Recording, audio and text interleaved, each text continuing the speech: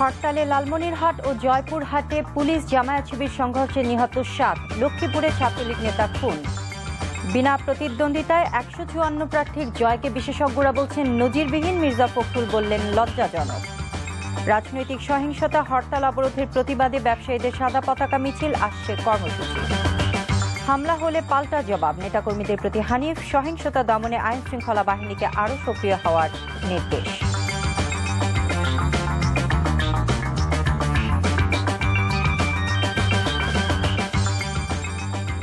আসসালামু আলাইকুম, ফারহানা জামান টিউলিপ স্বাগত জানাচ্ছি এনটিভির রাতের খবরে। AKS TMT বা শিরোনাম দেখছিলেন, এবার নিয়ে যাচ্ছি পুরো খবরে। জামায়াত শিবিরের ডাকা সকাল সন্ধ্যা হরতালে লালমনিরহাট ও জয়পুরহাটে পুলিশের সাথে জামায়াত শিবির নেতাকর্মীদের সংঘর্ষে ৭ জন নিহত, আহত হয়েছে অন্তত ২০ জন। এছাড়া লক্ষ্মীপুরে খুন হয়েছেন জেলা ছাত্রলীগের সাংগঠনিক সম্পাদক মিরাজুল ইসলাম মিরাজ। এজন্য জামায়াত শিবিরকে দায়ী করেছে জেলা আওয়ামী লীগ। লালমনিরহাটের পাটগ্রামে সংঘর্ষে নিহত ২ জন শিবির নেতা, আরেকজন ছাত্রলীগ কর্মী মিন্টু। ঘটনার পর পাটগ্রামে রাত ১১টা ও জয়পুরহাট সদরে কাল ভোর ৬টা পর্যন্ত ১৪৪ ধারা জারি করা হয়েছে। ঘটনার প্রতিবাদে লালমনিরহাটে মঙ্গলবার সকাল সন্ধ্যা হরতাল ডেকেছে জেলা জামায়াত। প্রতিনিধিদের পাঠানো তথ্য ও ছবিতে দেখুন ডেস্ক রিপোর্ট। লালমনিরহাটের পাটগ্রাম উপজেলার সরেয়ার বাজারে জামায়াত শিবির অবস্থান নিয়ে পুলিশকে লক্ষ্য করে ককটেল ও ইটপাটকেল ছোড়ে। এক পর্যায়ে পুলিশও পাল্টাগুলি চালালে ঘটনাস্থলে মারা যান উপজেলা শিবিরের সভাপতি মনিরুল ইসলাম। এ সময় হার্ট অ্যাটাকে মারা যান আব্দুর রহিম নামের আরও একজন। আর গুলিবিদ্ধ হয় অন্তত ১০ জন। গুলিবিদ্ধ পৌর শিবিরের সেক্রেটারি সাজুকে রংপুর মেডিকেল কলেজ হাসপাতালে ভর্তির পর মারা যান তিনি। এদিকে একই স্থানে জামায়াত শিবিরের হামলায় নিহত হয়েছেন ছাত্রলীগ কর্মী মিন্টু। লক্ষ্মীপুরের রায়পুরে লুধুয়া বাজার এলাকায় রোববার বিকেলে কুপিয়ে হত্যা করা হয় জেলা ছাত্রলীগের সাধারণ সম্পাদক মিরাজুল ইসলাম মিরাজকে। গুরুতর আহত হয়েছেন যুবলীগের এক কর্মী। এই ঘটনার জন্য জামায়াত শিবিরকে দায়ী করেছে জেলা আওয়ামী লীগ। হরতালের সমর্থনে রাজশাহী নগরের বিনোদপুরে সড়ক অবরোধ করে মিছিল থেকে ককটেলের বিস্ফোরণ ঘটায় শিবির কর্মীরা। এ সময় পুলিশ রাবার বুলেট ও টিয়ার শেল ছোড়ে। শিবির কর্মীরাও পুলিশকে লক্ষ্য করে পাল্টা ইট পাটকেল ও পেট্রোল বোমা ছোড়ে। এদিকে প্রায় একই সময়ে দেবী সিংপাড়া এলাকায় রাস্তা অবরোধ করলে পুলিশের সাথে শিবির কর্মীদের সংঘর্ষ হয়। সেখানেও তারা কয়েকটি ককটেলের বিস্ফোরণ ঘটায়। জয়পুরহাটে হরতাল চলাকালে সদরের পুরানাপোল বাজারে শিবির কর্মীরা কৃষি উন্নয়ন ব্যাংকে পেট্রোল বোমা নিক্ষেপ করে। পরে পুলিশ গিয়ে পরিস্থিতি নিয়ন্ত্রণে আনে। অন্যদিকে হালট্টি গ্রামে পুলিশের সাথে শিবিরের সংঘর্ষে ৩ জন নিহত ও অন্তত ১০ জন গুলিবিদ্ধ হয়। পরে ফৌজিয়া মার্কেটের সামনে ২টি মোটরসাইকেল পুড়িয়ে দেয় শিবির কর্মীরা। বগুড়া শহরের খান্দার মোড়ে মিছিল বের করে ছাত্র শিবির। পরে গোহাইল রোডে ইট, গাছের গুঁড়ি ও বিদ্যুতের খুঁটি ফেলে কয়েক কিলোমিটার সড়ক অবরোধ করে তারা। এছাড়া মাটিডালি বিমান মোড়ে, বগুড়া রংপুর মহাসড়ক, বগুড়া নওগাঁ মহাসড়ক ও সাবগ্রামে বগুড়া ঢাকা মহাসড়কে পিকেটিং করে। পরে পাথর বোঝাই 3টি ট্রাকে আগুন দিয়েছে পিকেটাররা। ফরিদপুর শহরের একটি বাড়িতে অভিযান চালিয়ে ১৯টি পেট্রোল বোমা ও ৬টি ককটেল সহ ৩ শিবির কর্মীকে আটক করেছে পুলিশ। গাজীপুর শহরের জোরপুকুর এলাকায় বিক্ষোভ মিছিল করে জামায়াত শিবির কর্মীরা। এক পর্যায়ে তারা ইট ফেলে ও টায়ার জ্বালিয়ে সড়ক অবরোধ করে এবং ককটেল বিস্ফোরণ ঘটায়। এ সময় কয়েকটি যানবাহনও ভাঙচুর করা হয়। পরে পুলিশ ফাঁকা গুলি করলে পালিয়ে যায় পিকেটাররা। চট্টগ্রাম নগরীর আগ্রাবাদ চৌমুহনী এলাকায় মিছিল করে জামায়াত শিবির। পরে সমাবেশ অনুষ্ঠিত হয়। এ সময় হরতালকারীরা পুলিশকে লক্ষ্য করে কয়েকটি ককটেল নিক্ষেপ করলে পুলিশের গাড়িটি আংশিক ক্ষতিগ্রস্ত হয়। সিরাজগঞ্জ সদর উপজেলার তেলকুপিতে মিছিল করে জামায়াত শিবির। এ সময় তারা সড়কে আগুন দিয়ে পিকেটিং করে। 2টি বেইলি ব্রিজের পাটাতন খুলে ফেলায় একটি পণ্যবাহী ট্রাক নিয়ন্ত্রণ হারিয়ে খাদে পড়ে যায়। পুড়িয়ে দেওয়া হয় একটি প্রাইভেট কারও। এছাড়া জামায়াত শিবির কর্মীরা পুলিশের গাড়ি লক্ষ্য করে ককটেল ছুড়লে আহত হয় 2 পুলিশ সদস্য। সিলেট নগরের পাঠানটুলা থেকে শিবির কর্মীরা মিছিল নিয়ে সুবিদ বাজারে গিয়ে টায়ার জ্বালিয়ে সড়ক অবরোধ করে ককটেলের বিস্ফোরণ ঘটায়। বরিশালের লাকুটিয়ায় গাছ কেটে প্রায় 1 কিলোমিটার রাস্তা অবরোধ করে শিবির কর্মীরা। এছাড়া CNB রোডে রাস্তায় পেট্রোল ঢেলে আগুন দেওয়া হয়। রংপুর নগরীর লালবাগ রেলগেট এলাকায় মিছিল করেছে ছাত্র শিবির। এ সময় তারা সড়কে আগুন দিয়ে অবরোধ করে। এদিকে পীরগাছা অন্নদানগর স্টেশনের কাছে রেল লাইনের ফিশ প্লেট সহ 40 ফুট লাইন খুলে ফেলায় একটি পাইলট ইঞ্জিন লাইনচ্যুত হয়। এতে বন্ধ রয়েছে রংপুর, ঢাকা, বগুড়া, লালমনিরহাট রুটে ট্রেন চলাচল। এদিকে নারায়ণগঞ্জের উকিলপাড়ায় পুলিশের সাথে শিবিরের সংঘর্ষে 2 জন গুলিবিদ্ধ সহ আহত হয়েছে 6 শিবির কর্মী। অপরদিকে মাগুরার শালিখা উপজেলায় তুলাবাহী একটি ট্রাক পুড়িয়ে দেয় হরতাল সমর্থকরা। ময়মনসিংহের ভালুকায় একটি মালবাহী ট্রাকে আগুন দেয় পিকেটাররা। চুয়াডাঙ্গা আলমডাঙ্গা সড়কের বোয়ালমারীতে গাছ কেটে সড়ক অবরোধ করে শিবির কর্মীরা। এছাড়া মেহেরপুর, পিরোজপুর, দিনাজপুর, ভোলা, মৌলভীবাজার ও নওগাঁয় বিক্ষোভ মিছিল করে শিবির কর্মীরা। আহমেদ শরীফ, এনটিভি নিউজ ডেস্ক। এদিকে হরতালে রাজধানী মোটামুটি শান্তই ছিল। কয়েকটি মিছিল ও ককটেলের বিস্ফোরণ ছাড়া তেমন কোনো অপ্রীতিকর ঘটনা ঘটেনি। হরতালের সমর্থনে পুরনো ঢাকার বংশাল, শ্যামবাজার, মগবাজার, শাহজাহানপুর, মিরপুর ও মোহাম্মদপুরে মিছিল করেছে জামায়াত শিবির। এ সময় কয়েকটি স্থানে ককটেলের বিস্ফোরণ ঘটায় দলটির নেতাকর্মীরা। সকালে দনিয়াতে মিছিল করেছে ছাত্র শিবিরের মহানগর দক্ষিণ শাখা। আর সংগঠনটির জগন্নাথ বিশ্ববিদ্যালয় শাখা মিছিলের পর রাস্তায় আগুন দেওয়ার পাশাপাশি ককটেলের বিস্ফোরণ ঘটিয়েছে সূত্রাপুরে। খিলগাঁর নন্দীপাড়ায় শিবিরের মিছিল ও ককটেল বিস্ফোরণের সময় 4 জনকে আটক করেছে পুলিশ। সংসদের অর্ধেকেরও বেশি আসনে জানিয়ে সাবেক নির্বাচন কমিশনার এম সাখাওয়াত হোসেন বলেছেন, এর ফলে দেশে পুরো নির্বাচন প্রক্রিয়া গ্রহণযোগ্যতা হারিয়ে ফেলেছে। আর সুশাসনের জন্য নাগরিক সুজন সম্পাদক বদিউল আলম মজুমদার বলেছেন, নিশ্চিতভাবে এই জাতীয় নির্বাচন একটি প্রহসনের নির্বাচন হতে যাচ্ছে। তারা বলেন, এর দায় নির্বাচন কমিশনেরও ওপর বর্তায়। আরাফাত সিদ্দিকের রিপোর্ট। বিরোধী দলবিহীন জাতীয় নির্বাচনে সংসদের 300 আসনের অর্ধেকেরও বেশি প্রার্থী ভোটাভুটি ছাড়াই নির্বাচিত হতে যাচ্ছেন। আগামী 5 জানুয়ারির এই নির্বাচনে আওয়ামী লীগের 127 জন ছাড়াও জাসদের 3 জন, ওয়ার্কার্স পার্টির 2 জন এবং আনোয়ার হোসেন মঞ্জুর নেতৃত্বাধীন জাতীয় পার্টির 1 জন নৌকা প্রতীকে বিনা প্রতিদ্বন্দ্বিতায় রয়েছেন।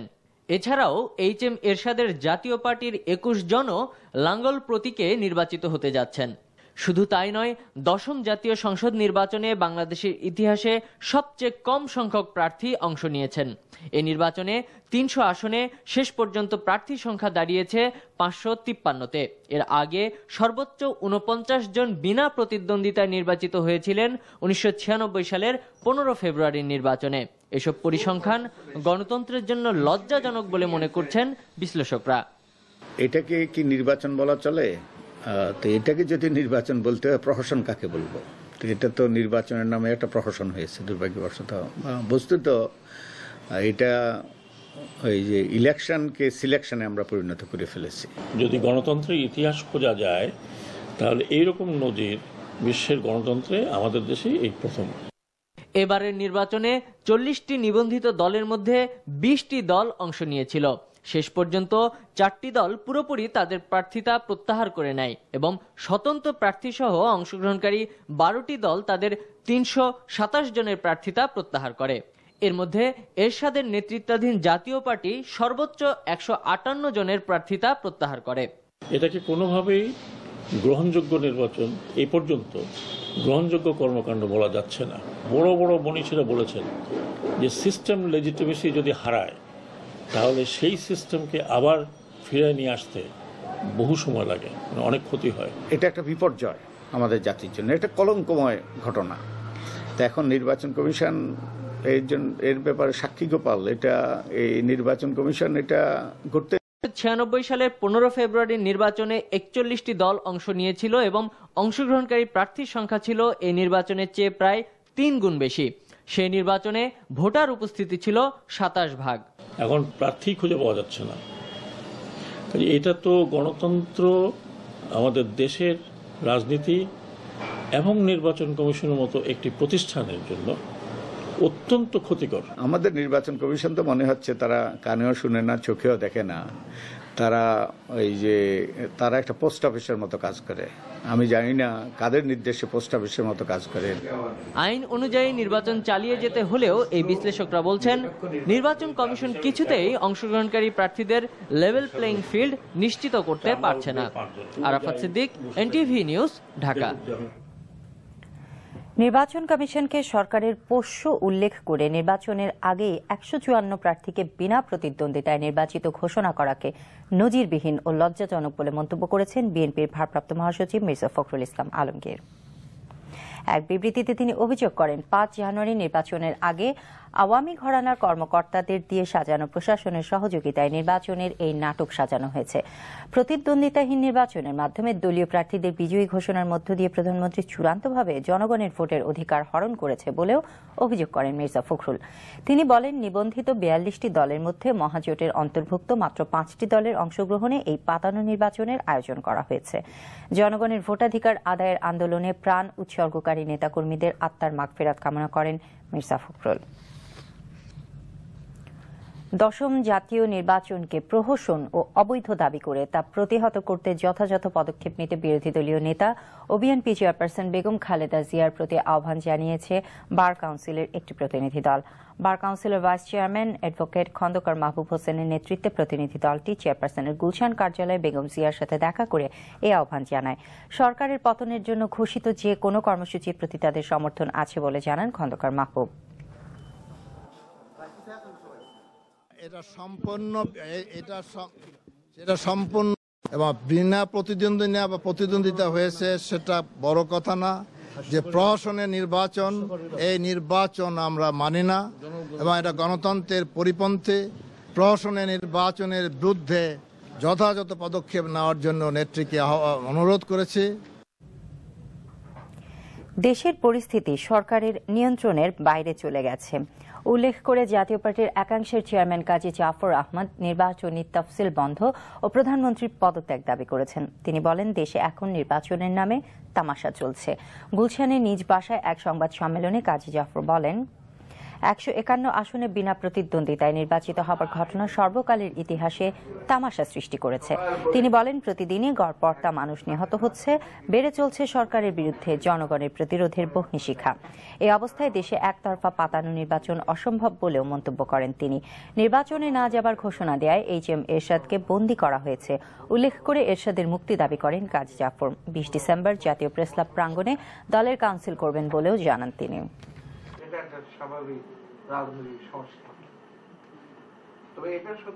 পরিস্থিতি সরকারের নিয়ন্ত্রণের বাইরে চলে গেছে।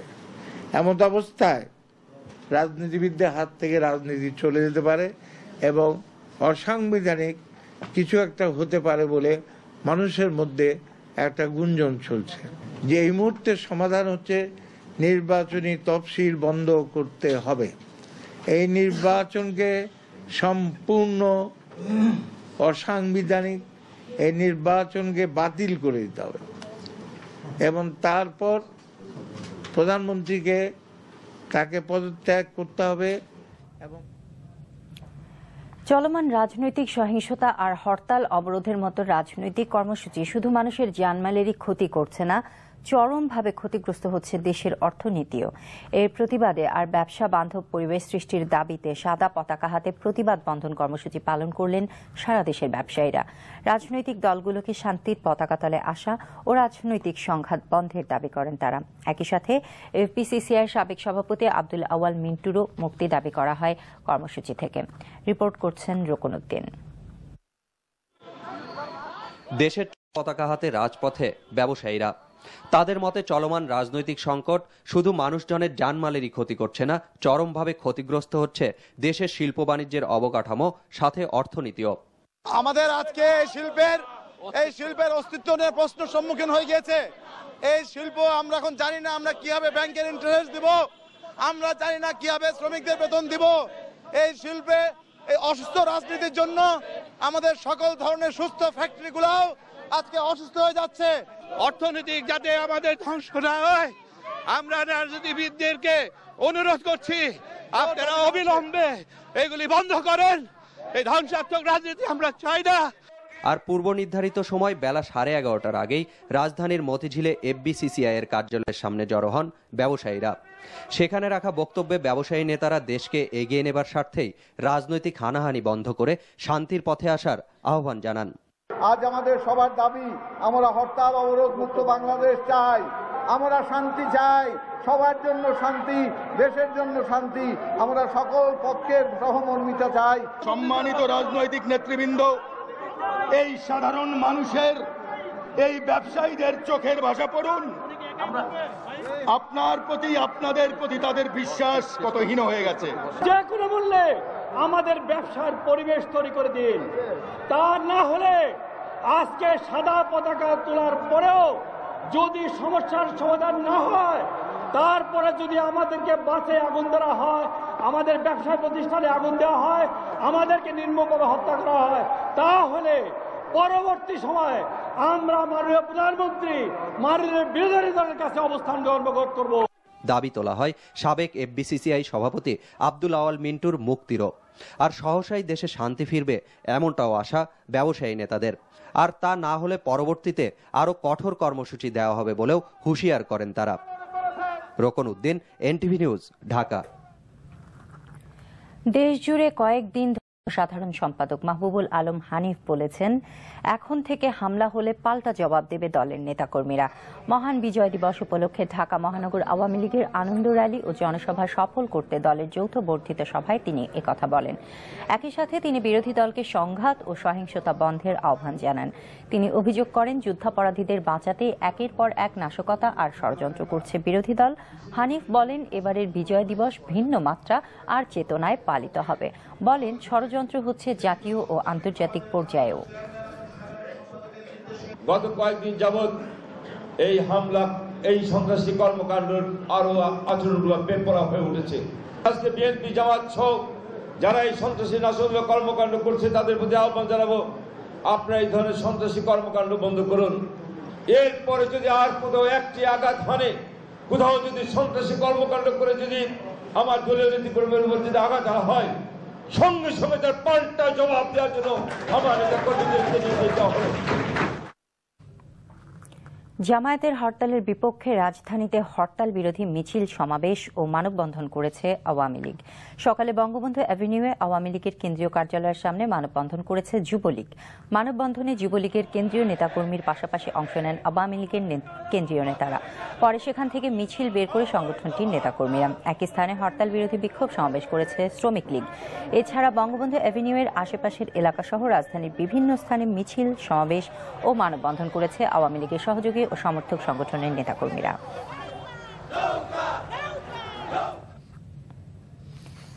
দেশব্যাপী সহিংসতা দমনে পুলিশ, র্যাব সহ আইন শৃঙ্খলা বাহিনীকে আরও সক্রিয়ভাবে দায়িত্ব পালনের নির্দেশ দেওয়া হয়েছে। স্বরাষ্ট্র মন্ত্রণালয়ের সভাকক্ষে অনুষ্ঠিত আইন শৃঙ্খলা সংক্রান্ত মন্ত্রিসভা কমিটির বৈঠক শেষে তথ্যমন্ত্রী হাসানুল হক ইনু সাংবাদিকদের একথা জানিয়েছেন। এদিকে জাতীয় পার্টির চেয়ারম্যান এইচ.এম. এরশাদ নির্বাচন ও অন্তর্বর্তী সরকার পানি সম্পদ মন্ত্রী আনিসুল ইসলাম মাহমুদ বৈঠকে যোগ দেন। আমির হোসেন আমু, তোফায়েল আহমেদ ও আব্দুল লতিফ সিদ্দিকী সহ অন্তর্বর্তী সরকারের মন্ত্রীরা সভায় উপস্থিত ছিলেন। এছাড়া পুলিশ, র্যাব, বিজিবি সহ আইন শৃঙ্খলায় নিয়োজিত বিভিন্ন বাহিনীর ঊর্ধ্বতন কর্মকর্তারা সভায় অংশ নেন।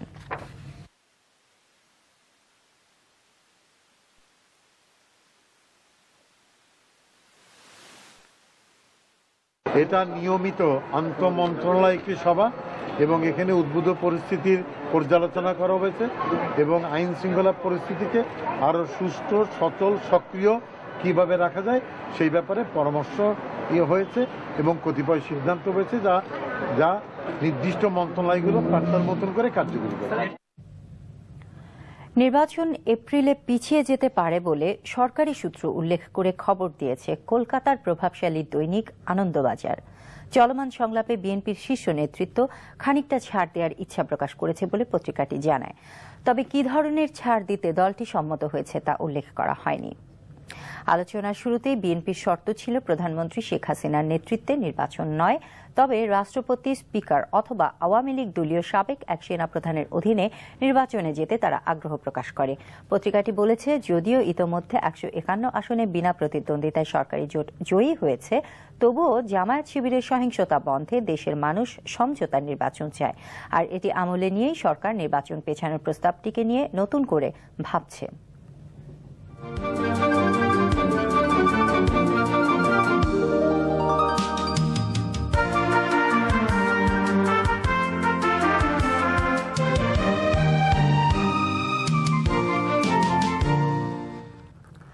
মহান বিজয় দিবস কাল ৭১ স্বাধীনতা যুদ্ধে নিহতদের শ্রদ্ধা ভরে স্মরণ করবে জাতি। এই উপলক্ষে সাভারের জাতীয় স্মৃতিসৌধ নতুন সাজে সেজেছে।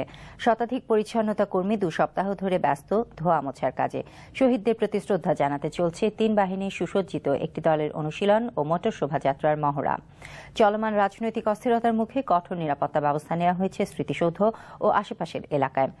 আর প্রস্তুতির জন্য গত শুক্রবার থেকেই স্মৃতিসৌধে সর্বস্তরের মানুষের প্রবেশে নিষেধাজ্ঞা আরোপ করা হয়েছে। সেনাপ্রধান জেনারেল ইকবাল করিম ভুইয়ার সাথে দেখা করেছে। সকালে সেনা সদর আফসাস মেসে সেনাপ্রধান অতিথিদের স্বাগত জানান। ৪১ সদস্যের ভারতীয় প্রতিনিধি দলের নেতৃত্ব দিচ্ছেন অবসরপ্রাপ্ত লেফটেন্যান্ট জেনারেল আদুসুমিলি শেষাগিরি রাও। বিজয় দিবসের অনুষ্ঠানে অংশ নিতে তারা সস্ত্রীক ঢাকায় সফর করছেন। বাংলাদেশের মুক্তিযুদ্ধে অসামান্য অবদান রাখায় ভারতীয় সশস্ত্র বাহিনীর সদস্যদের প্রতি কৃতজ্ঞতা প্রকাশ করেন জেনারেল করিম। প্রতিনিধি দলও তাদের বাংলাদেশের পক্ষ থেকে সম্মান জানানোয় সরকার ও সেনাবাহিনীকে ধন্যবাদ জানান। কাল বিজয় দিবসের শুরুতে সাভারে জাতীয় স্মৃতিসৌধে পুষ্পস্তবক অর্পণ করবেন তারা।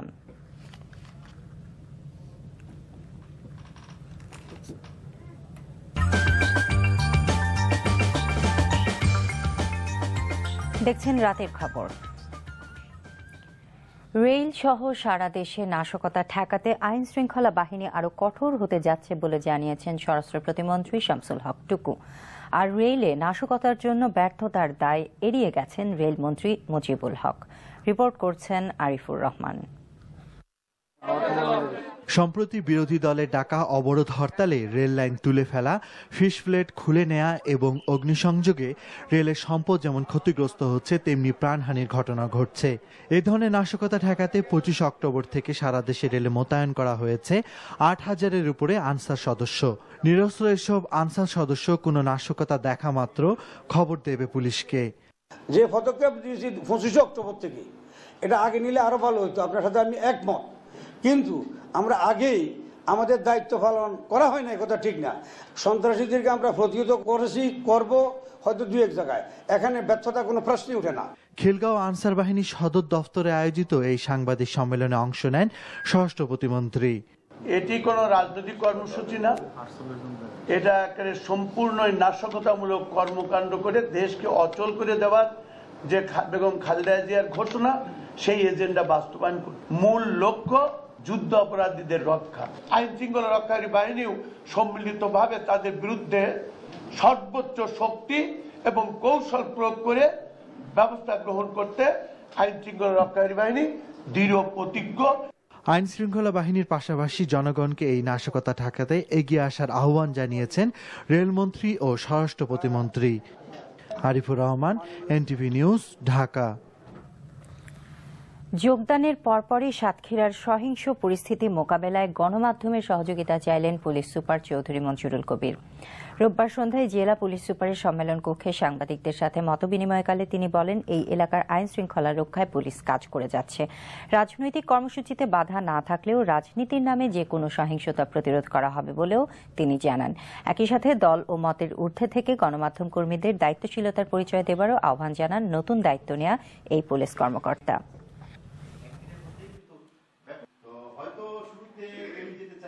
কেউ যদি রাজনীতির নাম নিয়ে বা কোন সম্প্রদায়ের নাম নিয়ে বা যদি কোনো গোষ্ঠীর নাম নিয়ে বা দলের নাম নিয়ে আপনি যদি রাস্তা কেটে রাখেন, যদি একটা গাড়ি ভাঙচুর করেন, আপনি নিরীহ লোকজনকে যদি রাস্তায় তার স্বাধীন কাজ করতে যদি আপনি বাধা প্রদান করেন, that's simply a criminal offence.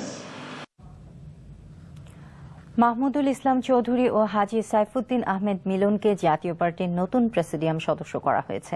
এছাড়া রংপুর জেলা ও মহানগর জাতীয় পার্টির কমিটি বিলুপ্ত করে গঠন করা হয়েছে নতুন আহ্বায়ক কমিটি। পার্টির চেয়ারম্যান এইচ.এম. এরশাদের পক্ষে তার রাজনৈতিক সচিব সুনীল শুভ রায় স্বাক্ষরিত এক পত্রে এই খবর দেওয়া হয়েছে। কমিটিতে করিমউদ্দিন ভরসাকে রংপুর জেলা আহ্বায়ক, মোস্তাফিজুর রহমানকে সদস্য সচিব ও আব্দুর রউফ মানিককে মহানগর আহ্বায়ক করা হয়েছে। রাতে রংপুরের সেনপাড়ায় সংবাদ সম্মেলনে নবগঠিত কমিটির নেতৃবৃন্দ বলেন, যে কোনো মূল্যে তারা এরশাদকে মুক্ত করবেন। এই লক্ষ্যে 17 ডিসেম্বর রংপুর শহরে এক বিক্ষোভ মিছিল কর্মসূচি ঘোষণা করা হয়। এর আগের কমিটি এরশাদের নির্দেশ অমান্য করে পাতানো নির্বাচনে অংশগ্রহণ সহ বিভিন্ন ষড়যন্ত্র করেছে বলেও সংবাদ সম্মেলনে অভিযোগ করেন নতুন কমিটির নেতারা। রাজনৈতিক সহিংসতা, হরতাল, অবরোধের পরিপ্রেক্ষিতে এফবিসিসিআইয়ের উদ্যোগে ঢাকার বাইরে বিভিন্ন স্থানে সাদা পতাকা নিয়ে মানববন্ধন কর্মসূচি পালন করেছেন ব্যবসায়ীরা। সকালে চট্টগ্রাম আগ্রাবাদ চেম্বার ভবনের সামনে সংগঠনের সভাপতি মাহবুবুল আলমের নেতৃত্বে অনুষ্ঠিত মানববন্ধনে অংশ নেয় চিটাগাং চেম্বার সহ বিভিন্ন ব্যবসায়ী সংগঠনের নেতাকর্মীরা। বরিশাল নগরীর অশ্বিনী কুমার হলের সামনে সাদা পতাকা নিয়ে মানববন্ধন কর্মসূচি পালন করেন ব্যবসায়ীরা। দুপুরে খুলনায় মানববন্ধন কর্মসূচিতে সভাপতিত্ব করেন খুলনা চেম্বারের সভাপতি কাজী আমিনুল হক। সিলেট নগরীর জেল রোডের সামনে ব্যবসায়ীরা প্রতিবাদ কর্মসূচি পালন করেছেন। কুষ্টিয়া চেম্বারের সামনে ব্যবসায়ী সমাজের এই মানববন্ধনে বক্তব্য রাখেন স্থানীয় চেম্বারের সভাপতি হাজী মোহাম্মদ আবুল কাশেম সহ অন্যরা। দুপুরে ময়মনসিংহে পালিত হয় ব্যবসায়ীদের এই মানববন্ধন কর্মসূচি। আর নারায়ণগঞ্জ, গোপালগঞ্জ, পঞ্চগড়ে সাদা পতাকা নিয়ে মানববন্ধন ও মিছিল করেছেন ব্যবসায়ীরা।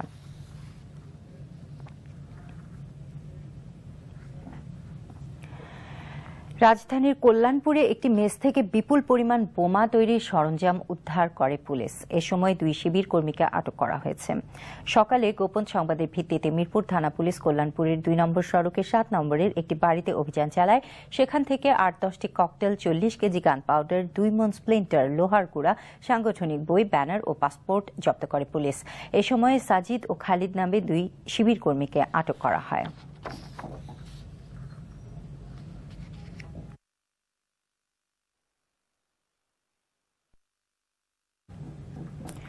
খুলনা শিপইয়ার্ডে প্রথমবারের মতো নির্মিত 5টি যুদ্ধজাহাজের মধ্যে 3টি বাংলাদেশ নৌবাহিনীর কাছে হস্তান্তর করা হলো আজ।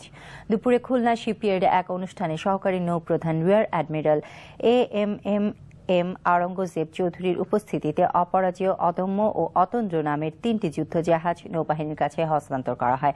অনুষ্ঠানে সহকারী নৌপ্রধান বলেন, শীঘ্রই যুদ্ধজাহাজ নির্মাণ করে খুলনা শিপইয়ার্ড বিদেশেও রপ্তানি করতে পারবে। অনুষ্ঠানে স্বাগত বক্তব্য রাখেন খুলনা শিপইয়ার্ডের ব্যবস্থাপনা পরিচালক কমোডর আর.ইউ. আহমেদ।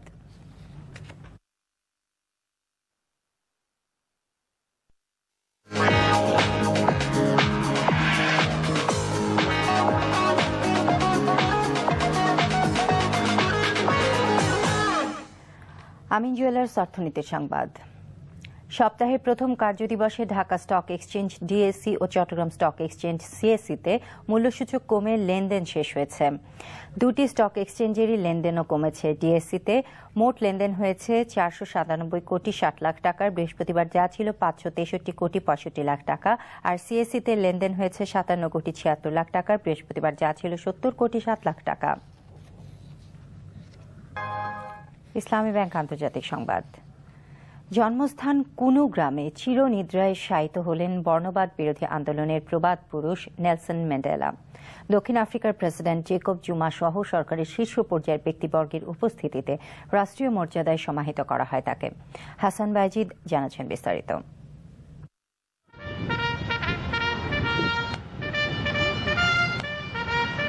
ম্যান্ডেলার কফিন সমাধিতে নামানোর ঐতিহাসিক মুহূর্তে বিনম্র শ্রদ্ধায় অবনত সবাই। ব্যস্ততা কেবল যুথবদ্ধ সামরিক হেলিকপ্টারের। মহান নেতার প্রতি শেষ অভিবাদন। পাহাড় ঘেরা নৈসর্গিক সৌন্দর্যের গ্রাম কুনুর পারিবারিক সমাধিক্ষেত্রে ম্যান্ডেলা শেষ নিদ্রায় শায়িত হলেন। 10 দিন আগে পাড়ি জমিয়েছেন তিনি না ফেরার দেশে।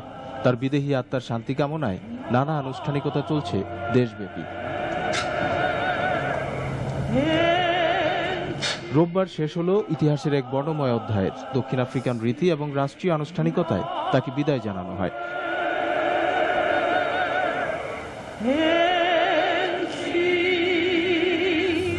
শেষকৃত্যে সমবেত হন প্রায় 4000। এর মধ্যে আর্চ বিশপ ডেসমন্ড টুটু, জিম্বাবুয়ের সাবেক প্রেসিডেন্ট মর্গান স্যাঙ্গেরাই, মার্কিন টিভি ব্যক্তিত্ব অপরা উইনফ্রে সহ বহু সেলিব্রিটি উপস্থিত হন। পুরো অনুষ্ঠানটি দক্ষিণ আফ্রিকায় রাষ্ট্রীয় টেলিভিশনে সরাসরি সম্প্রচার করা হয়। শুধু কফিন কবরে নামানোর আগ মুহূর্তে পরিবারের অনুরোধে সম্প্রচার বন্ধ রাখে কর্তৃপক্ষ। Hasan Baizid, NTV international desk. ভারতের দুর্নীতির বিরুদ্ধে বহুল আলোচিত লোকপাল বিলকে দুর্বল এবং অকাজের আখ্যা দিয়ে আম আদমি পার্টির নেতা অরবিন্দ কেজরিওয়াল বলেছেন, এটি আইনে পরিণত হলে কংগ্রেস ছাড়া কারো কোনো লাভ হবে না, আর এর কৃতিত্ব পকেটে পুরবেন রাহুল গান্ধী। রাজ্যসভায় বর্তমানে ভোটাভুটির অপেক্ষায় থাকা বিলটি পাশ হলে আন্না হাজারে তার অনশন কর্মসূচি ত্যাগ করবেন। এমন শর্তের সমালোচনা করে কেজরিওয়াল বলেন, দুর্নীতি নির্মূলের বদলে এটি দুর্নীতির রক্ষা কবচ হবে বলেই তিনি মনে করেন। কেজরিওয়ালের এই প্রতিক্রিয়ার পর তাকে এক হাত নিয়েছেন আন্না হাজারে। তিনি লোকপাল বিল সম্পর্কে আম আদমির ধারণাকে বস্তা পচা আখ্যা দিয়ে বলেছেন, যার মনে হয় এটি অকেজো তিনি এটি বাতিলের জন্য অনশন করলেই পারেন। হাজারে বলেন, বিলটির সব ধারা উপধারা পড়ার পর কেজরিওয়ালের যদি মনে হয় কোথাও কিছুর ঘাটতি আছে তাহলে সেটি নিয়েও অনশন করতে পারেন অরবিন্দ। একসঙ্গে দুর্নীতি বিরোধী আন্দোলন করলেও দুজনের বর্তমান পরস্পর বিরোধী অবস্থান রাজনীতিতে নতুন মাত্রা যোগ করেছে। इस पूरे कानून को पास करने का नेट रिजल्ट क्या है? इस पूरे कानून को पास करने का नेट रिजल्ट केवल कांग्रेस को फायदा पहुंचता नजर आ रहा है। राहुल गांधी को कुछ ना कुछ क्रेडिट मिलता हुआ नजर आ रहा है और कोई फायदा मुझे दूर दूर तक नजर नहीं आ रहा। देश से भ्रष्टाचार रत्ती भर भी दूर नहीं होगा।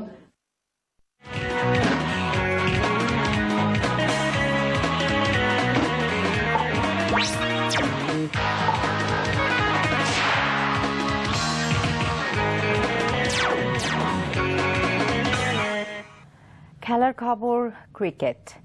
জানুয়ারিতে শ্রীলঙ্কার সঙ্গে হোম সিরিজের আগে জাতীয় দলের কোনো খেলা নেই। এই জন্য টি-20 বিশ্বকাপের প্রস্তুতির অংশ হিসেবে এবার প্রিমিয়ার লিগের দলগুলোকে নিয়ে একটা ফ্র্যাঞ্চাইজি ভিত্তিক টুর্নামেন্ট আয়োজন করতে যাচ্ছে বিসিবি। এদিকে 2015 সালের বিশ্বকাপের আগে অস্ট্রেলিয়ার পরিবেশ ও উইকেটের পরিস্থিতি সম্পর্কে একটা ধারণা নিতে সেই দেশে সফরে যাওয়ার পরিকল্পনা করছে বাংলাদেশ। সফরটি আগামী ডিসেম্বর নাগাদ হতে পারে। রিপোর্ট বর্ষণ কবিরের। মাঠের চ্যালেঞ্জে কে জিতলো কে হারলো তাকে ছাপিয়ে একটা বড় প্রশ্ন এখন মাঠের বাইরের ক্রিকেট দুতিয়ালিতে জেতার চ্যালেঞ্জ। জানুয়ারিতে শ্রীলঙ্কা সিরিজের আগে খেলা নেই, তার উপর ওয়ার্ল্ড টি-20 প্রস্তুতির জন্য খুব বেশি সময় সেই সিরিজ শেষে থাকছেও না মুশফিকদের হাতে, যে জন্য বিসিবি এবার দ্বারস্থ হয়েছে ক্লাবগুলোর। আমরা অলরেডি 12টা ক্লাবকে বোর্ড থেকে চিঠি দেওয়া হয়েছে যে তাদের পার্টিসিপেট করার জন্য। তো আমরা ক্লাবগুলোকে, প্রিমিয়ার ডিভিশন ক্লাবগুলোকে নিয়ে একটা টুর্নামেন্ট করার পরিকল্পনা আছে। যদি 6টা ক্লাবও পাই আমরা সেখান থেকে 6টা ক্লাবকে নিয়ে আমরা এই টুর্নামেন্ট শুরু করব। এই ক্লাবগুলোকে নিয়ে যদি কোনো স্পন্সর থাকে, স্পন্সরদের মাধ্যমে আমরা এই টুর্নামেন্টটা করতে চাচ্ছি। তার মধ্যেও রাজনৈতিক পরিস্থিতি নিয়ে উদ্বেগ আছে। শ্রীলঙ্কা সিরিজ, এশিয়া কাপ ও ওয়ার্ল্ড টি-20 এক লাইনের সামনে চলে আসায় সংকট নিরসনে নিজেদের অবস্থান ব্যাখ্যা করা শুরু করেছে বিসিবি। আইসিসিকে আমাদের সিকিউরিটি প্ল্যান আমরা দিব। আমরা এদিকে জানেন যে এশিয়া কাপও আছে, এশিয়া কাপের সিকিউরিটি প্ল্যান আমরা তাদের কাছে আমরা দিচ্ছি, যাতে তাদের আশ্বস্ত করার জন্য যে এটা আমাদের একটা সেফ জোন। বিরোধী দলকে দরকার হলে প্রয়োজনে আমরা তাদের কাছে আবার অ্যাপিল করব, যাতে এশিয়া কাপ সামনে, আমাদের ওয়ার্ল্ড টি-20 এই দুটো সময় যাতে কোনো রকম যে হরতাল বা কোনো রকম তাদের কোনো কর্মসূচি না দেওয়ার জন্য। টি-20 বিশ্বকাপের চেয়ে প্রধান নির্বাচকের মাথায় ঘুরপাক খাচ্ছে 2015 সালের বিশ্বকাপ, অথচ অস্ট্রেলিয়া এবং নিউজিল্যান্ডে এফটিপি অনুযায়ী বিশ্বকাপের আগে কোনো সিরিজ নেই। ক্রিকেট বোর্ড চেষ্টা করছে, আপনার কোচের সাথে কথা হচ্ছে শেন জার্গেনসন, হয়তো একটা মানে ওয়ার্ল্ড কাপের আগে তো ম্যাচ নেওয়া খুব ডিফিকাল্ট, বাট আপনি জানেন সবারই নজর থাকবে। অস্ট্রেলিয়ার ডোমেস্টিক স্ট্রাকচার অত্যন্ত স্ট্রং। আমি মনে করি যদি ওখানকার যদি স্টেট লেভেলগুলো আপনি দেখে থাকবেন, যে কোনো সময় যে কোনো টেস্ট প্লেইং নেশনে গেলে কিন্তু ওদের সাথে ম্যাচ কিন্তু খুব হাড্ডাহাড্ডি লড়াই বা ম্যাক্সিমাম কিন্তু হেরেও যায়, এরকম হয়। আগামী বছরের শেষে একটা চমক জাগানো সিরিজের দরজাও খুলবার সব চেষ্টাই করছে বিসিবি। মানে আমার কাজের পর। বর্ষণ কবির, এনটিভি নিউজ, ঢাকা। তার মধ্যে আমরা এবারে দেশের বাইরের ক্রিকেট। পার্থ টেস্টেও ইংল্যান্ডের ওপর রানের বিশাল বোঝা চাপাতে যাচ্ছে অস্ট্রেলিয়া। প্রথম ইনিংসে 134 রানে এগিয়ে থাকা অস্ট্রেলিয়া দ্বিতীয় ইনিংসে 2 উইকেটে 235 রান যোগ করায় তৃতীয় দিন শেষে তাদের লিড দাঁড়িয়েছে 369। অস্ট্রেলিয়ার লিডকে সমৃদ্ধ করেছে রজার্স ওয়ার্নারের 157 রানের উদ্বোধনী জুটি। 54 করে রজার্স আউট হলেও ওয়ার্নার তুলে নিয়েছেন ক্যারিয়ারের পঞ্চম সেঞ্চুরি। 112 রান করে আউট হয়েছেন তিনি। দারুণ খেলতে থাকা ক্লার্ককে 23 রানে ফিরিয়েছেন পেসার স্ট্রোকস। দিনের বাকিটা কাটিয়ে দিয়েছেন ওয়াটস ও স্মিথ। দিন শেষে তাদের সংগ্রহ যথাক্রমে 23 ও 5 রান। এর আগে তৃতীয় দিনের সকালেও ছিল অস্ট্রেলীয় পেসারদের দাপট। 4 উইকেটে 180 রান নিয়ে দিন শুরু করা ইংল্যান্ড সিডল, হ্যারিস, জনসনদের পেস তোপে 251-তে গুটিয়ে যায়। হ্যারিস ও সিডল নেন 3টি করে উইকেট, জনসনের শিকার 2টি।